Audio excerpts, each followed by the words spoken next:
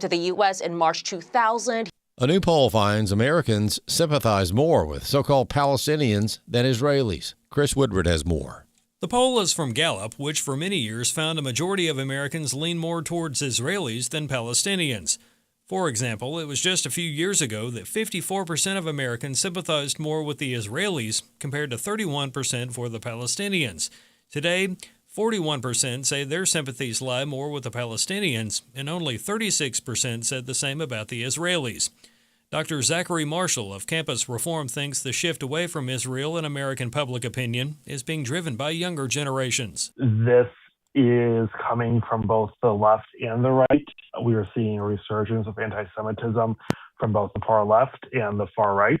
And it is part of a long history of anti-Semitism being fashionable and seen as something to take part in that is consistent with historical patterns in the United States and in the West. Marshall also thinks there is a single-minded focus on the Palestinian issue among Americans, one that he finds disingenuous. You never hear them say anything about the plight of the Christians being slaughtered in Nigeria, and you never hear them say anything about the Iranian suffering under the Islamic Republic.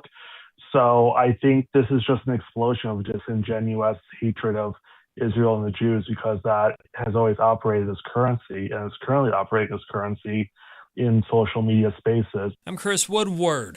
And crude oil prices jumped 6% today, which will mean higher prices soon at the gas pump.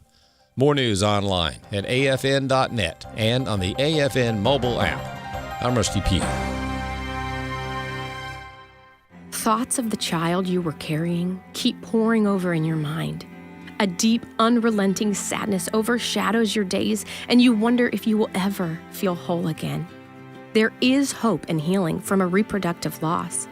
Call the International Helpline, 866-482-LIFE, and talk with someone who has been where you are. Your call is confidential, and we will help you find healing. 866-482-LIFE.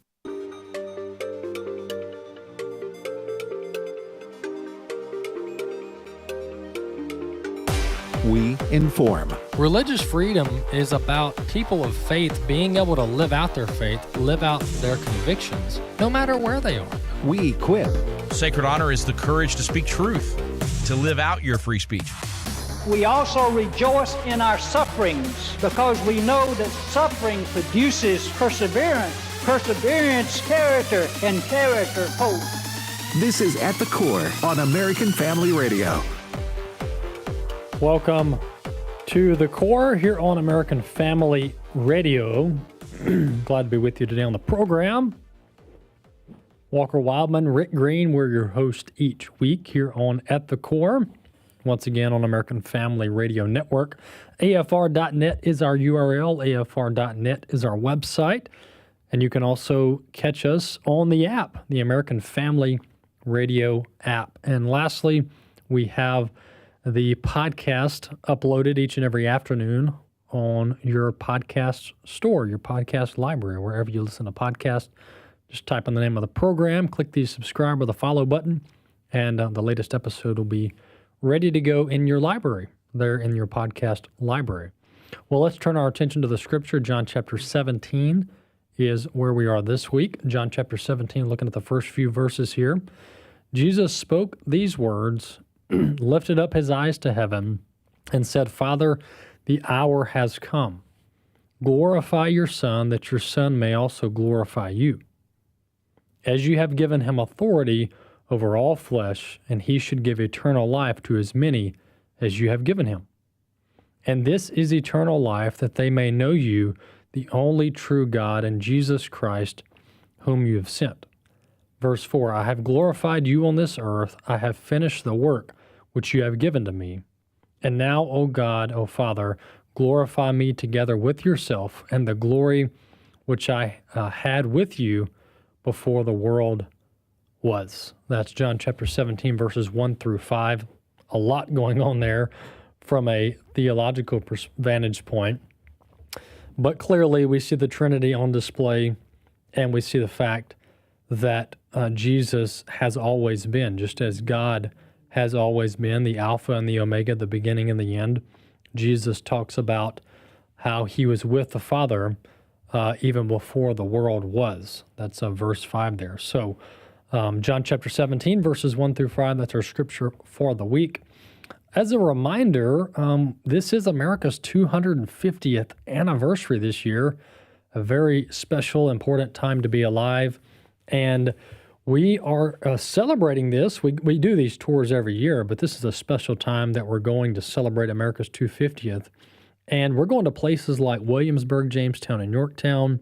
We're also going to Washington, D.C., and we're going to Boston all this year in 2026. The Williamsburg and the Washington portions, those are two separate trips. Those are back-to-back in June and September. And then the Boston trip that we're taking is in late September, just after the Washington trip for Boston. So all of those dates, all the information you need to know if you want to register or find out the itinerary and the pricing is available over at tours.afa.net, tours.afa.net. You can find out all the information you need there. But what better time, what better year to visit America's colonial history and Boston and our nation's capital than in the 250th year of our nation's existence. Tours.afa.net, you can find out more information there. Well, let's talk about the elephant in the room, and that's what's going on in Iran and in the Middle East. This began in the early morning hours of Saturday and obviously into the day and all day yesterday, where we've been at over 48 hours of conflict with Iran, both Israel and the United States primarily, although the coalition against Iran just continues to build, even beyond what some people projected would happen. But to set this up, I want to give justice to the timeline leading up to this, because it's easy to jump into when we bombed Iran, and what's happened since then, which is a lot has happened since then, and I don't know that we'll be able to cover it all. But I want to set up for the American people the level of due diligence that went into negotiations with Iran in the weeks and months leading up to this conflict. This isn't something where President Trump and Secretary Hegseth and others, Secretary Rubio, just woke up one day and said, hey, we're going to bomb Iran. It's the extreme opposite of that. This was months in the making.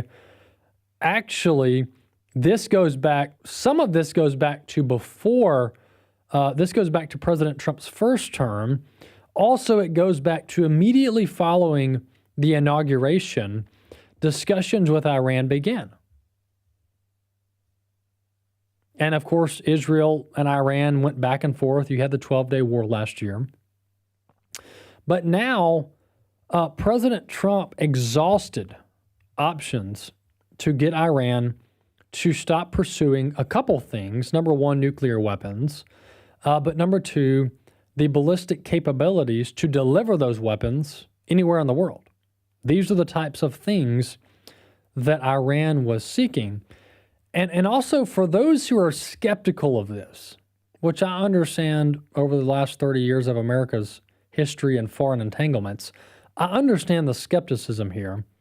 But let me remind you that these are things such as Iran wanting to get a nuclear weapon, Iran producing ballistic missile capabilities, Iran wanting to destroy both Israel and the United States. These are things and sentiments that weren't just made up by U.S. officials. These were things where the Iranian officials are on the record stating these things. Now, they wouldn't go on the record say, we're developing a nuclear bomb. The CIA assessed that, and we'll talk more about that. But as far as the ballistic missile capabilities, the desire to wipe out Israel and the U.S., the desire to kill American troops, all of these things were public statements that Iranian officials made. So it's not as if we're just assuming what they would do or we're reading into their motives and intentions. These are actual statements that Iran has been stating for the past 40 plus years. But let's go through this real quick while the time we have left this segment. Let's listen to clip 4. This is about a 2-minute clip of the U.S. attempted to negotiate with Iran for the past 8 months. Let's listen. Today, in their desperation, the enemy is unmasked, as Iranian missiles and drones rain down indiscriminately on the hotels, airports, apartments, and other civilian targets of their neighbors. Cowardly terrorist tactics from a regime that for decades has trafficked in cowardly terrorist tactics, lies, death, and destruction to this day. The Iranian leadership has built nothing except proxies and missiles and drones and deeply buried nuclear factories and facilities. Peaceful nuclear ambitions do not need to be buried underneath mountains. Last June, Operation Midnight Hammer obliterated their nuclear program to rubble. Afterward, we told them plainly, that's it, now make a deal. They arrogantly refused. We said, rebuild it, and we'll stop you again, this time far worse. Well, President Trump, Secretary Rubio, Steve Witkoff, Jared Kushner, they bent over backwards for real diplomacy, offering pathway after pathway to peace. I watched it. I was there. They tried over and over and over again earnest attempts at peace. The former regime had every chance to make a peaceful and sensible deal. But Tehran was not negotiating. They were stalling, buying time to reload their missile stockpiles and restart their nuclear ambitions. Their goal, hold us hostage, threatening to strike our forces. Well, President Trump doesn't play those games. And as Secretary Rubio said after the Maduro raid, if you don't know, now you know. President Trump puts America and Americans first. He doesn't hesitate, and neither do our troops. The mission of Operation Epic Fury is laser focused. Destroy Iranian offensive missiles, destroy Iranian missile production, destroy their navy and other security infrastructure, and they will never have nuclear weapons. We're hitting them surgically, overwhelmingly, and unapologetically. All right, there you have it. That's Secretary Hegseth explaining to us the timeline that the Operation Midnight Hammer was meant to, yes, it set back Iran who knows how long on their enrichment and their nuclear missile development, but it was more so meant as an operation to show Iranian leadership that, hey, we're serious about this. We're so serious about this that we'll come into Iran and we'll bomb one of your top nuclear production facilities, and you will come to the negotiating table. And what Secretary Hegseth is revealing to us there is what we haven't yet been told until now, and that is that even after President Trump bombed one of their top nuclear enrichment facilities, Iran insisted that they will still get a nuclear bomb even after that. Secretary Hegseth and Secretary Rubio, according to what he just said there, told Iran after we bombed them in Midnight Hammer that it's time to come to the negotiating table, that you guys cannot have nuclear weapons. And what did Iran do? According to Secretary of War, they persisted in their movement and their progression towards nuclear capable intercontinental ballistic missiles. Up until Friday, we were still at the negotiating table with them. But what's unfortunate about this is that Iran wasn't interested. This shows how committed Iran was to not complying with U.S. demands. There's another factor of this, and we'll keep talking about this, hopefully paint a complete picture over the rest of the show, throughout the show. But it was also revealed over the weekend that President Trump even offered Iran indefinite, forever nuclear power plants, because President Trump thought, if this is about having nuclear power plants, then we can work with that, because there's all kinds of nations around the world that the U.S. administers and facilitates nuclear power plants, without having enriched uranium that can be used to build a nuclear bomb. And so President Trump even offered the Iranians, hey, look, guys, if you'll negotiate with us, if you'll get rid of the enriched uranium, then we'll provide you uranium. We will provide you uranium for nuclear power. But as President Trump noted over the weekend, this isn't about, he actually said this on Friday right before the attack, this isn't about nuclear power. Iran has vast amounts of natural gas and oil. They don't need nuclear power. And so this isn't about some need to power their cities with nuclear reactors. This is 100% about Iran reserving the right to have nuclear warheads on top of their ballistic missiles. That's 100% what this is about. And Iran, I guess, didn't take President Trump serious enough. But now they do. And so this is months, years of negotiation trying to talk Iran off the ledge. And as I mentioned last week, I think personally, and time will tell, I think this is about more than regime change. I even think it's about a little more than even Iran having nuclear weapons or not having nuclear weapons. Now, only time will tell this, and over time, our officials will begin to actually be a little more transparent with us. But I think this is equally about isolating China. I truly do. I truly do think the long-term, the 20-year plan here is to continue isolating China by ensuring that we have influence over the Iranian government. China's, by the way, 20 to 25% of China's oil imports just got cut off overnight. 20 to 25% of China's oil imports, the spigot just got cut off overnight. So there's a lot more going on here than nuclear weapons or regime change. We'll be back.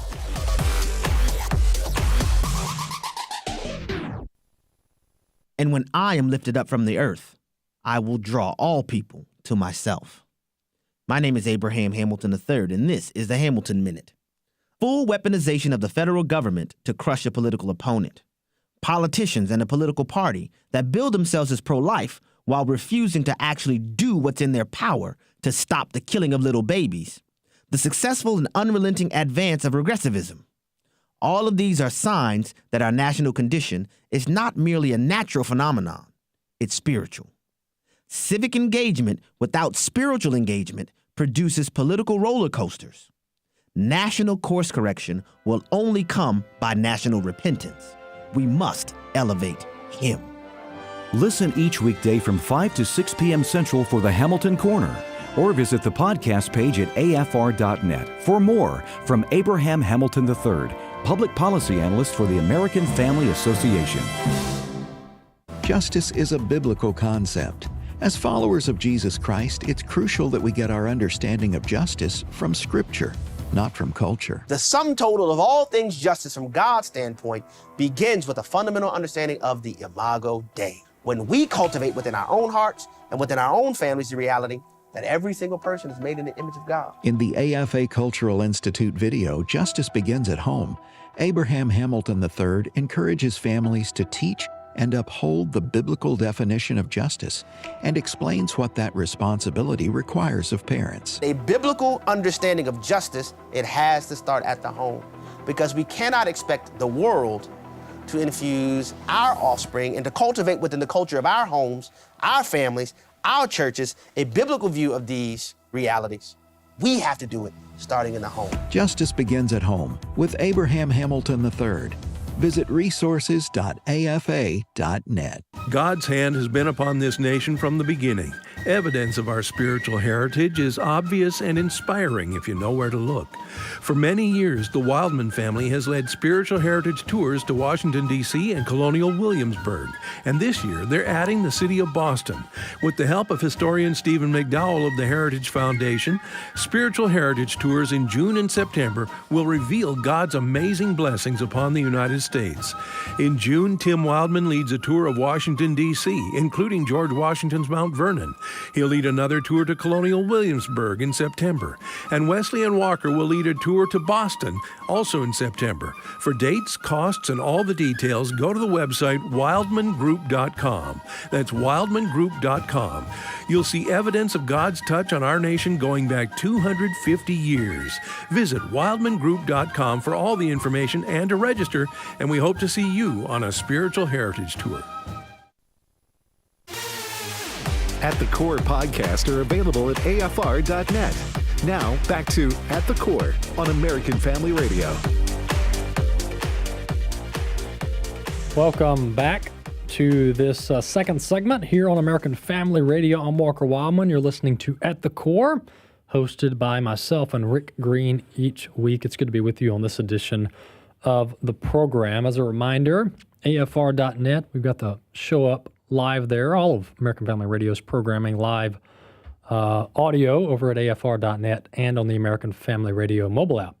Let's move to our next guest. Brandy Perez Carball is with us. Brandy is with the Heritage Foundation. She's a research associate there, and she's on to talk about America's immigration policy and our approach to immigration with the Trump administration. Hey, Brandy, welcome to the program. Hi, it's good to be here. Brandy, this is, people may be thinking immigration, and then we've got the Iran war. What do we want to talk about? And I'm actually going to bridge the two because in some ways, this threat of Islamic terror and America's immigration policy are very much related, especially in light of the supposed terror attack down in Austin, Texas over the weekend by one of the naturalized citizens there. This gets down to, and what I want to talk to you about is what states do. Because there's a federal policy, there's what Immigration and Customs Enforcement are doing, but a lot of the holdup, if you will, of implementing President Trump's immigration policy agenda, a lot of the holdup is at the state level, and state officials and agencies refusing to cooperate with President Trump. So break down how this works and some of the programs that these state and municipalities operate under. Yeah, so the best policy is always when states and localities work together with the federal government to ensure public safety. And one of the ways that states can do this is by entering any of the 3 programs offered under ICE's 287G program. They are partnerships between states and localities and the Office of Enforcement of Removal Operations under ICE.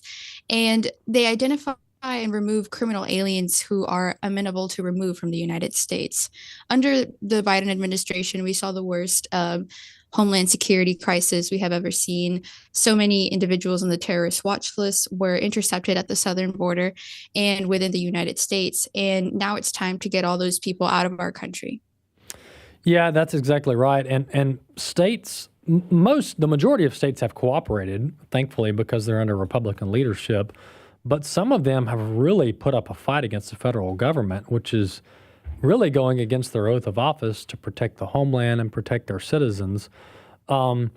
Minnesota's like Exhibit A, Minneapolis specifically is Exhibit A of these local officials and state refusing to cooperate. How many? What is it looking like now as far as the amount of cooperation versus the amount of resistance? And are states like California cooperating with the federal government, or are there still over a dozen or 24 states that are just completely refusing to cooperate with federal officials on immigration enforcement? Not only are there some states like California who are refusing to cooperate, but there's also states like Maryland who have explicitly banned their agencies from cooperating with the federal government. For example, Governor Wes Moore signed a law banning 287G agreements recently, and sheriffs are still working with ICE outside of these 287G partnerships informally, but that will soon be prohibited as well because their Congress is considering a bill that would ban the state and localities from notifying or transferring potential suspects to ICE without a warrant. Wow. That's shocking, because it's one thing to have like some, a few sheriffs that are like, hey, we're not doing this. But what you're talking about is the state legislature and the governor explicitly prohibiting any state law enforcement agency from cooperating with the federal government. That's just outright dangerous. But I want to talk about solutions here, because you guys over at Heritage and others have been working on solutions here. And tell us about the legislation you're working on, the affirmative legislation that ensures that all state law enforcement agencies fully cooperate with the federal government on this. Yeah, so since Trump signed the executive order protecting the homeland last year, lots of states have been really proactive, like Texas, Florida, and Georgia. And not only are they encouraging their agencies to participate in these agreements, but they're also requiring them to do so if they are able to. And so here at Heritage, we have drafted model policies that are being adopted in several states. And one of them includes requiring 287G partnerships. And each partnership, each model, there's three, operates differently, but they all work in partnership with local sheriffs and the ICE, the Department of Homeland Security. The jail enforcement model was designed to identify and process removable aliens. The task force model, which is the one that lots of states are choosing to participate in, serves as a force multiplier for law enforcement agencies. And so this helps states and localities actually help DHS whenever they're in their city to carry out removal operations. And the warrant service officer program is more for smaller and rural jurisdictions, and it allows ICE to train, certify, and authorize state and local law enforcement officers to serve and execute administrative warrants. Yeah, this is good legislation that you're working on here. Heritage is across the country with multiple states, including Mississippi, our home state, where we're trying to get this passed through both chambers. Once again, we've been talking to Brandy Perez Carball with the Heritage Foundation. She's a research associate there. Brandy, tell our folks the Heritage website, how they can read more about your work and all things related to this immigration topic. So if you go on the Heritage website under our model legislation tab or under our border security tab, you can see the 7 or 8 model statutes that the Border Security and Immigration Center has published. And Mississippi is considering policies that we have written about. One of them is taxing international remittances, and the other is requiring 287G partnerships and encouraging states and localities to participate with the federal government's in removal operations. Excellent. Heritage.org. Check out their border security section. And they've got multiple pieces of model legislation circulating around the country in various states. Hey, Brandy, thanks so much for coming on. We appreciate your insight on this. Thank you for having me. Absolutely. That's Brandy Perez Carball with the Heritage Foundation, research associate there on the 287G program and the multiple ways that local municipalities can cooperate with the federal government on immigration enforcement. As you guys know, the reason this is a national security issue is because of the type of people we've been letting into our country illegally. Tens of thousands of people that were flagged to be on the terror watch list or suspected terror watch list came in under President Biden. Some of them, many of them, released into the country, into the homeland. And so now there's concerns, there's reports of Iranian terror cells in America. We had a terror attack over the weekend in Austin, Texas, with a Iranian fan, follower, radical, wearing a Allah shirt and then Iranian flag shirt underneath the sweatshirt, tried to kill as many people as possible. Thankfully, law enforcement in Austin, Texas were phenomenal. I think the response time was 57 seconds in Austin. So very grateful for law enforcement there in Austin, Texas for responding so rapidly and preventing more casualties, more fatalities there. Back to this topic of what's going on in Iran. Obviously, we've got to watch the homeland. We've got to ensure we have secure borders. We got to know who's coming into our country. The Secretary Rubio talked about why this isn't really about Iran having nuclear power plants in Iran, and why this is fully about Iran reserving the right to put a nuclear bomb on the top of an intercontinental ballistic missile so that they can send it over to Israel or to the U.S. or wherever they want to send it. This is going to be clip 3. This is Rubio. This is pre-attack. Rubio talking about Iran's real ambitions here. Clip 3. If what they really wanted was energy from, they could do small modular reactors, which is something that's quite affordable and achievable for a lot of countries. But when you say we want to enrich, and we want to enrich deep underground, and you have a history in the past of enriching to 20 and even 60%, plus you're building missiles that could potentially carry warheads, that doesn't sound to me like someone who's a country that's not interested in building weapons. So it's not just the rhetorical, it's the actions to back the rhetoric, which we simply haven't seen. So you're looking for a commitment to zero enrichment? Well, they don't need to enrich in order to have nuclear energy. They don't need nuclear energy, by the way. They have plenty of natural gas. But if they wanted nuclear energy, they could have it the way other countries have it. The fact that they refuse to get it that way, the fact that they insist not just on enrichment, but on enrichment in locations located inside of mountains is, I think you would have to lack common sense to not know what that means or what that could mean. So there you have it. That's Secretary Rubio. I mean, how much clearer is it? I mean, President Trump is clearly a deal maker. President Trump desires to make deals, and he'll even make deals that aren't necessarily the best deals, but they're deals for the sake of avoiding conflict like this. And of course, he's going to say it's the best deal ever just because that's his personality. But President Trump is known to compromise on deal making for the sake of avoiding something much worse. And so it's not as if President Trump doesn't want to meet in the middle, doesn't want to be at the negotiating table. This is what President Trump does for a living here. But this shows how stubborn and insistent Iran was on ensuring that they could have a nuclear bomb. Now, how far was Iran away from a nuclear bomb? I don't know. They say weeks, they say months, they say years. I don't know. But one thing I don't doubt is that Iran was serious about continuing to pursue a nuclear bomb. No doubt about that, based on their actions. Otherwise, you wouldn't have a problem giving up your enriched uranium and getting off this program. Another thing that the Secretary pointed out there, Secretary Rubio, is that Iran was doing all this enrichment underground in these deep bunkers.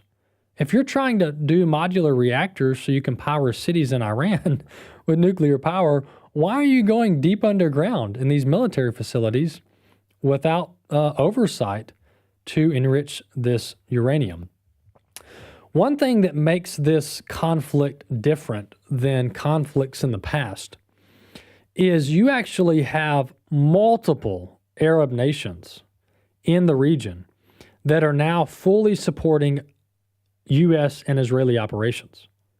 This is verified now. We have Qatar running military jets, running interference, taking down Iranian jets in the region. This is a very big deal. This hasn't happened in the 50 years of the U.S. being in the region, and with the reinstitution of Israel obviously in the 40s and early 50s, you've never had Arab nations partner with the U.S. and Israel against someone like Iran. But here they are doing it. This is a clip here. This is going to be clip 1.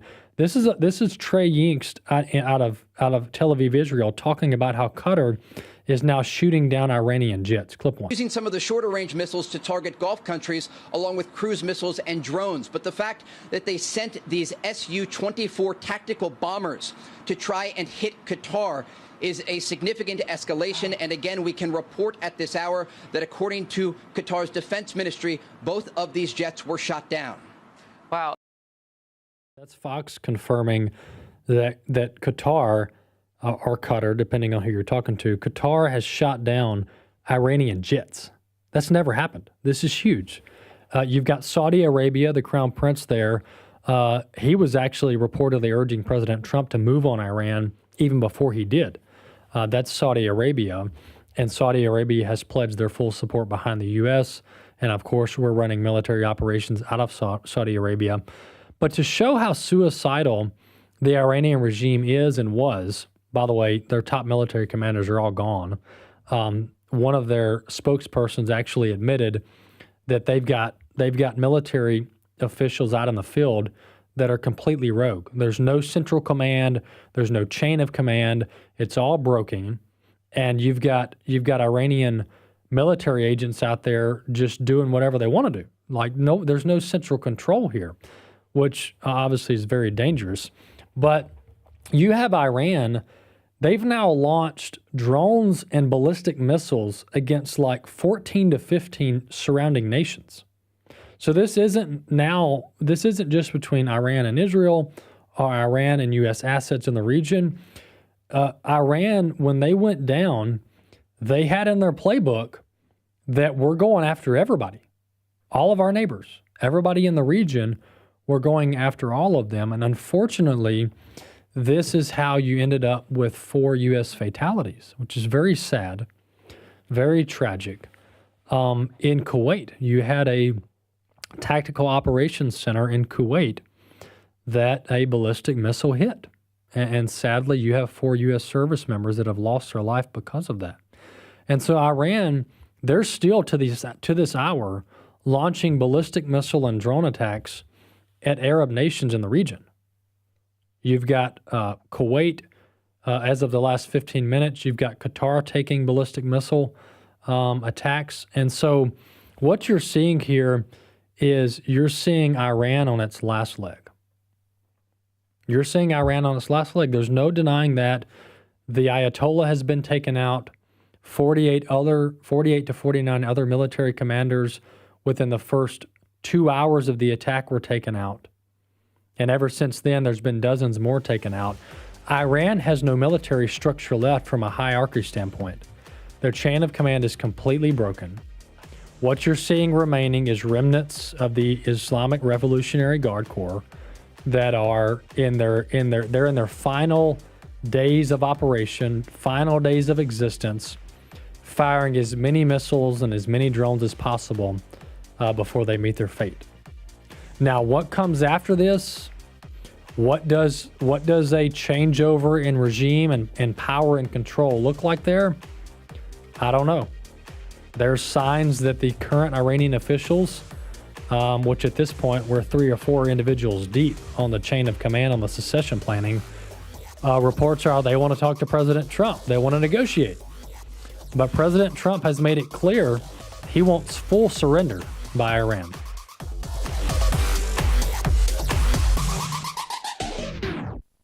As we watch world events unfold and fulfill Scripture, it's hard to believe anyone could doubt God and His Word are real, and yet there are so many who either question or completely refuse to believe it. The God Who Speaks is a 90-minute documentary that hits the doubt head-on with evidence that proves God is real and His Word is the ultimate authority. Watch it anytime and invite others to watch with you. Just visit stream.afa.net. That's stream.afa.net. The mission of AFA is to inform, equip, and activate individuals and families to strengthen the moral foundations of American culture and to give aid to the church here and abroad in its task in fulfilling the Great Commission. The vision of American Family Association is to be a leading organization in biblical worldview training in the interest of cultural transformation. Thank you for standing with the American Family Association as we seek to stop the erosion of godly values. The following is a real-life story from Trinity Debt Management. I had a lot of credit card debt, and it stressed me out. But what I thought was a solution turned out to be a problem. I kept hearing ads about debt settlement that seemed too good to be true. And actually, it was. When I called, they told me to stop paying my bills. That didn't sound right to me at all, so I hung up. Later, I found out that debt settlement is bad, real bad. Then I learned that there is a right way to pay off your credit cards. It's called a debt management program from the great team at Trinity. Trinity had a plan. In the end, I paid off my bills, I saved thousands, and I even improved my credit score. If credit card debt has you down, call Trinity at 1-800-788-1813. My name is Heather. Please forget debt settlement and remember Trinity Debt Management. 1-800-788-1813. They say when life hands you lemons, make lemonade. But what do you do when it feels like life is throwing the lemons at you full force? That's kind of a funny way to think of it, but there are times when there's so much going on in the world and it's happening so fast, you don't know where to go for answers or for encouragement. The solution for that is simple: American Family Radio. You'll find out what's happening and why, what you can do to take action, and it's all from a biblical perspective. What better way to find hope in the middle of a bombardment of lemons? Over the air or with the app on your phone, tablet, Roku TV, or smart speaker, you have AFR at your fingertips pretty much anywhere. And with the podcasts of each program, you can catch up on anything you missed or listen to it again. If you're new or if you've been with us a long time, visit us today. Stop by afr.net. afr.net. This is At the Core on American Family Radio with your host, Walker Wildmon.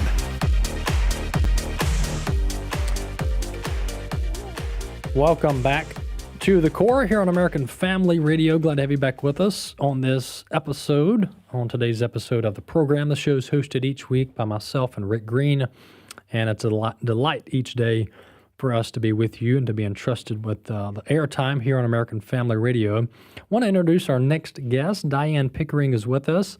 Miss Diane is president of the Mississippi Federation of Republican Women, and they've been doing for several years a lot of good work here in the state on legislation and candidates and elections. Miss Diane Pickering, welcome to the program. Thank you so much, Walker. It's a privilege and an honor to be with you today, and especially to represent all the great Republican women that make up Mississippi Federation of Republican Women.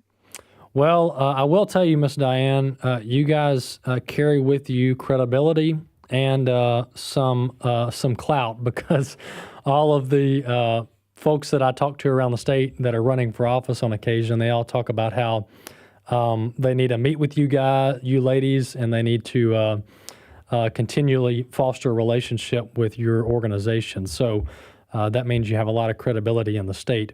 Well, Miss Diane, tell us a little bit about your founding, about the history of your organization, and then, of course, we'll get into some of the issues you're working on today.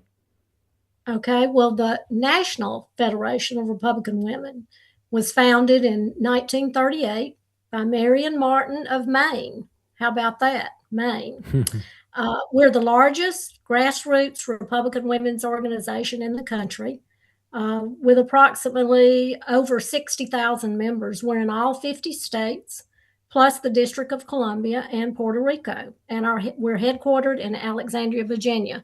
Now, what does that mean for Mississippi?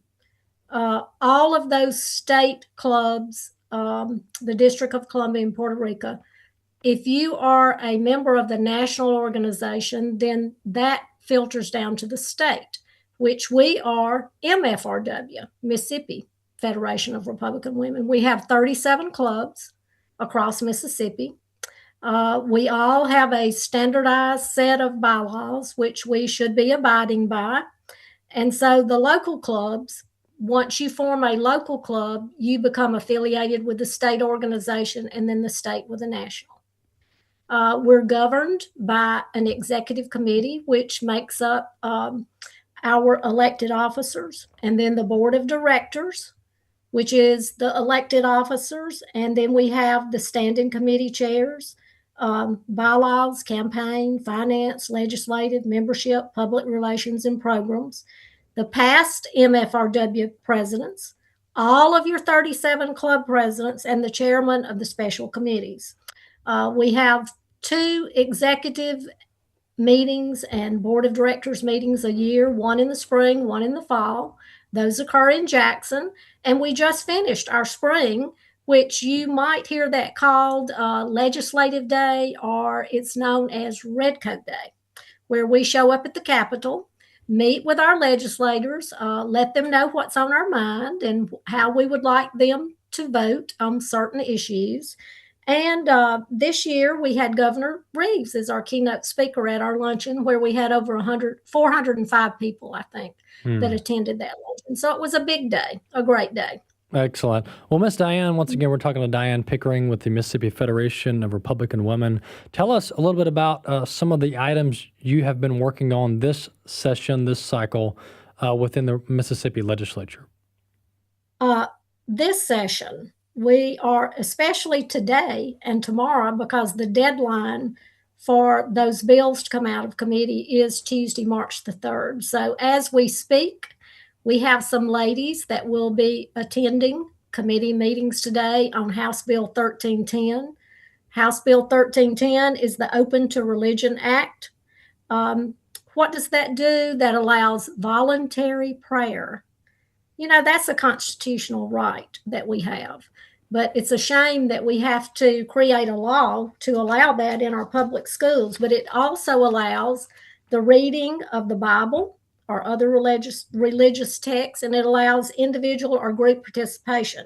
Now, a lot of people are saying, oh my goodness, if we do that, then other religions are going to, inflict themselves on our children.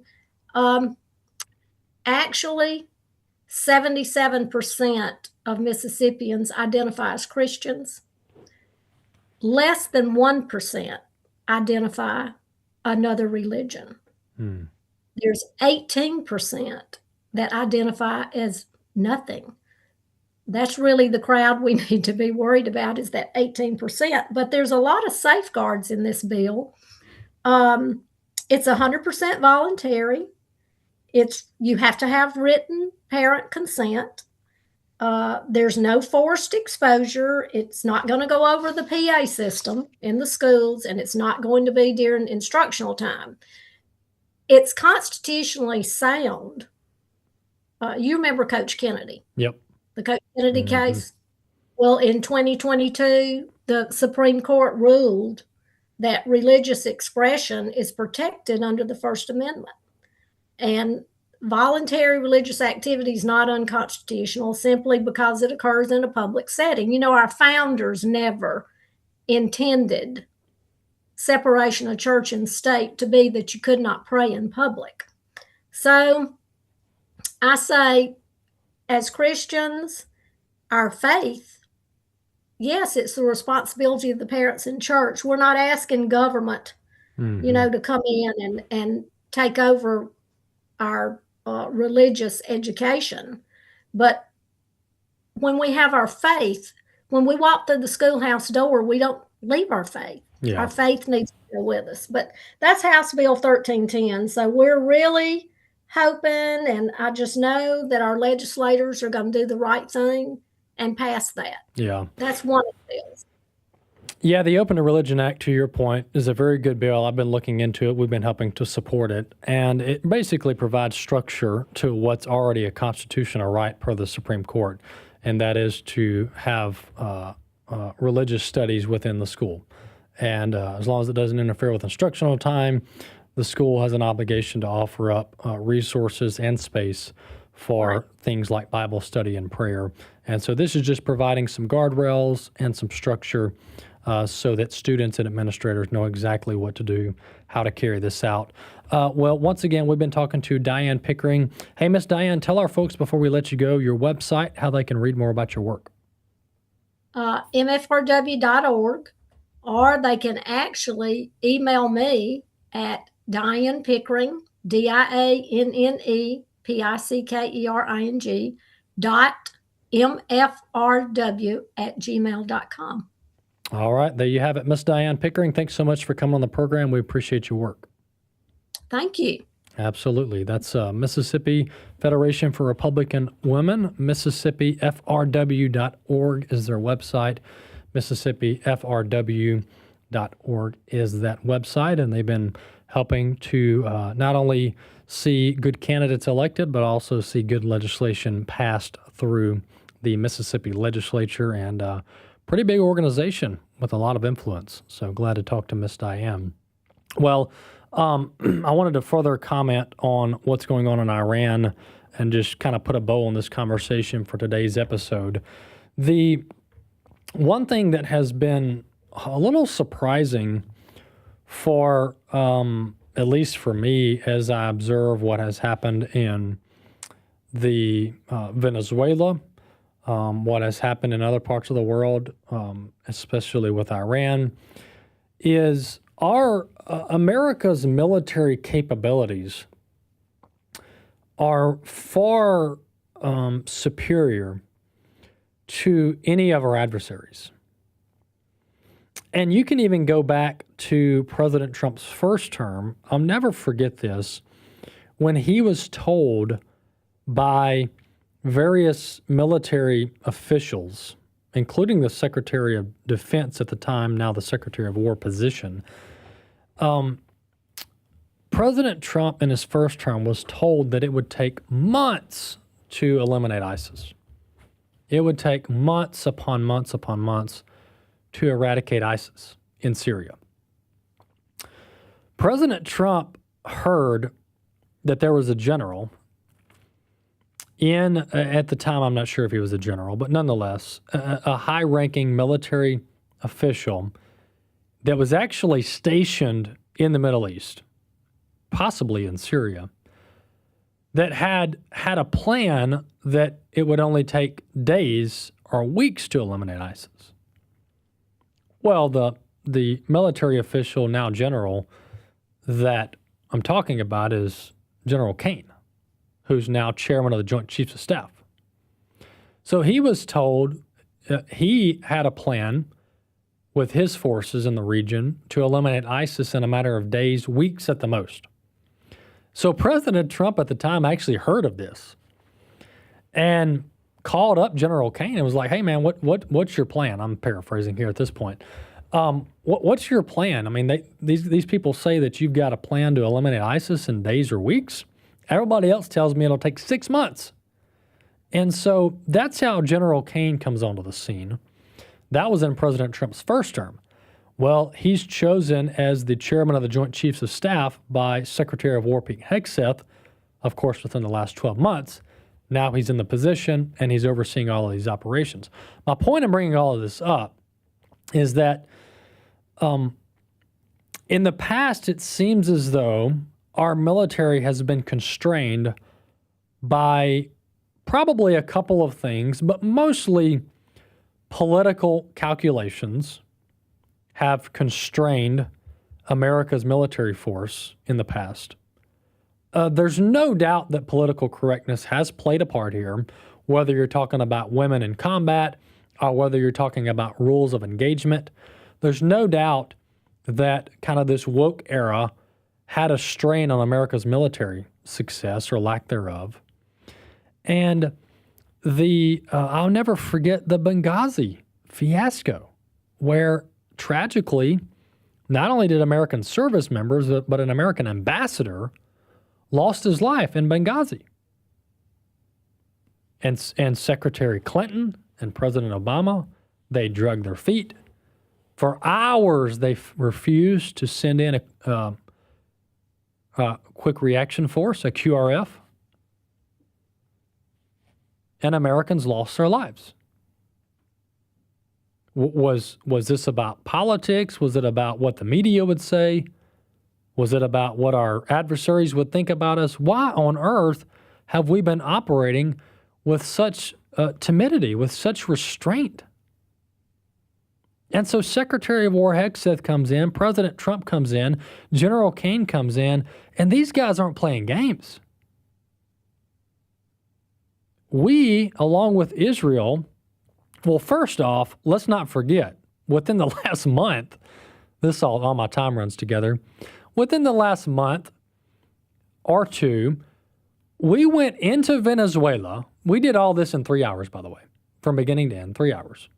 We flew into Venezuela. We disabled all of their anti-aircraft defense systems, including their radars, completely disabled them. We landed on a military base. We landed on a Venezuelan military base, and within, less than 30 minutes on base, on site, we went into a military compound, and we killed all of the Cuban mercenary guards, like 29 of them, and our teams, whether it be Delta Force, SEAL Team, whatever, arrested Maduro and cuffed Maduro and his wife, got him back on the helicopter, and took him back to a U.S. warship, all in under 3 hours, with 0 American fatalities. And by the way, those were Russian and Chinese air defense systems in Venezuela. So then, a month later, we go over to Iran, which apparently is the big bad dog in the region. Nobody wants to mess with Iran because they're crazy and they've got ballistic missiles and they've got all this fancy Chinese and Russian technology. And between us and Israel, we go in there and for hours, we're still doing it now. For over 48 hours, we have unfettered access to Iranian airspace, and we're bombing their ballistic missile sites into oblivion. And while we're doing that, actually before we do that, we know exactly, precisely, down to the room that 49 of their military commanders are. We know where they are. We know where the Ayatollah is. We know who's scheduled to meet with the Ayatollah at 8:15 a.m. local time on Saturday morning. We know who's having coffee with him, who's eating breakfast with him, exactly which room in the bunker they're meeting in. And so within a matter of 30 minutes to an hour, we've taken out 49 military commanders in Iran and the Ayatollah, and Iranian military guards, they don't even know what's going on. And now we're at the point where the complete chain of command is broken. And that's it. And so you've got China out there saber-rattling. You've got Russia over here saber-rattling. The fact of the matter is these actions are going to send a message to the rest of the world that America dominates from a military standpoint every day of the week. The views and opinions expressed in this broadcast may not necessarily reflect those of the American Family Association or American Family Radio.